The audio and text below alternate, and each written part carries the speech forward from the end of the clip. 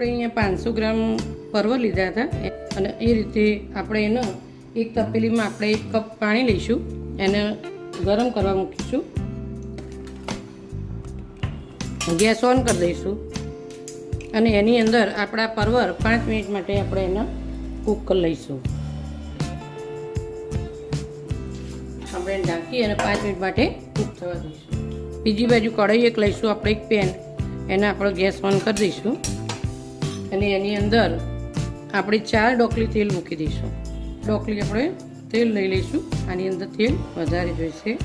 ગ્રેવીવાળી આપણે પરવરની સબ્જી બનાવવાના છીએ માટે અડધી ચમચી આપણે દહીં નાખી દઈશું, 1 ચમચી જીરું, તો તળવા દઈશું આપણે એને. આપણે અડધી ચમચી હિંગ નાખી દઈશું. આપણે અહીંયા લીમડાના પત્તા નાખી દઈશું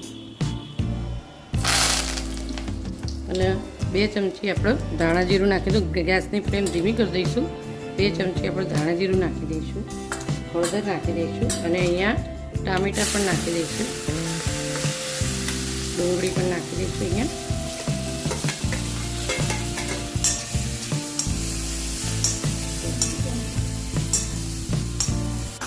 એના ભાગનું આપણે અહીંયા મીઠું નાખી દઈશું, જેથી કરીને ઝડપથી ચડી જાય.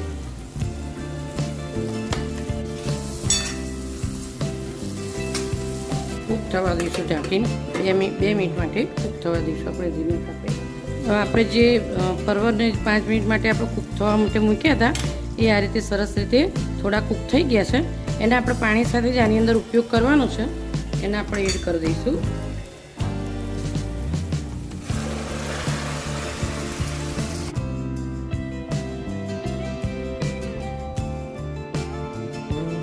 આપણે અહીંયા 1 કપ શેકેલો ચણાનો લોટ મેં લીધો છે, શેકી નાખ્યો તો કોરો જ તેલ વગર, એને આપણે અંદર એડ કરી દઈશું.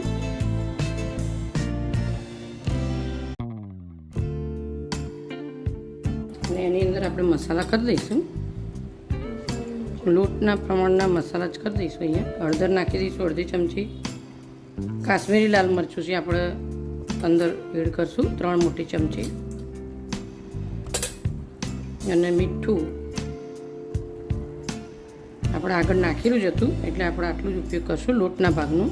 આપણે આ રીતે ધીરે ધીરે આમ ઉલટાઈ દઈશું કે જેથી કંઈ ચણાના લોટની ઉપર આમ સરસ રીતે અંદર પણ આવી જાય. આપણે અડધો કપ એક પાણી રેડી દઈશું સાઈડમાં